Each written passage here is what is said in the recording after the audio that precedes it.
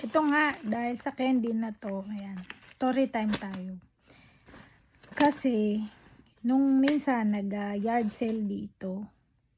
Tapos, nandun yung karaoke lady namin na, suki kami dun sa karaokehan ng mga bar. Tapos, ayun, gumagawa din siya ng candy. Nandun siya, nagtitinda siya. So, medyo mahal. Ilang piraso lang, 5, tapos $35, ganyan. Ay, $30. Pero ang liliit niya parang marshmallow lang siya. Parang merengue. Tapos, bumili kami kasi syempre, tulong namin sa kanya. So, bayad siya.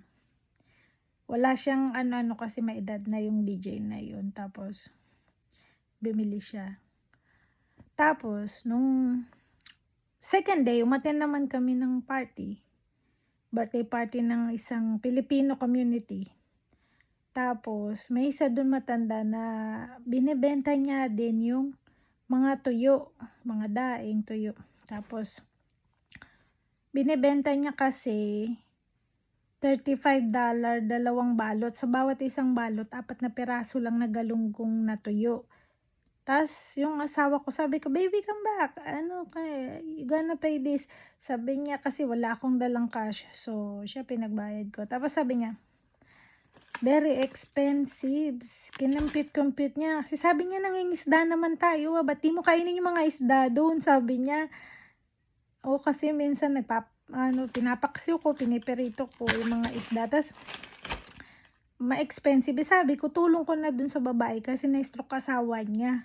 Kasal din siya sa Kano, tapos yung lalaki na stroke na. Yun yung paraan niya ba para kumita siya.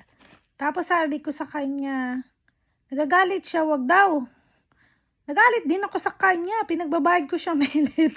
Sabi naman, wag na lang sis. Sabi ko, hindi, bayadan mo yan.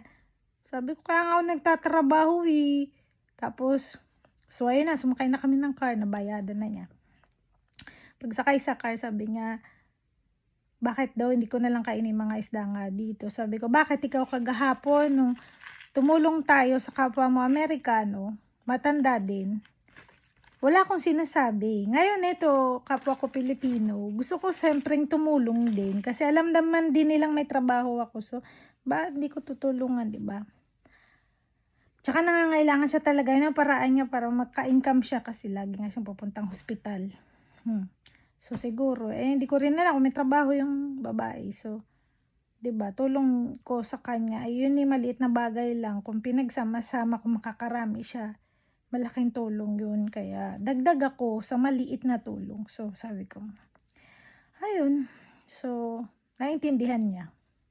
Sabi niya, okay, don't talk about it. Di wow.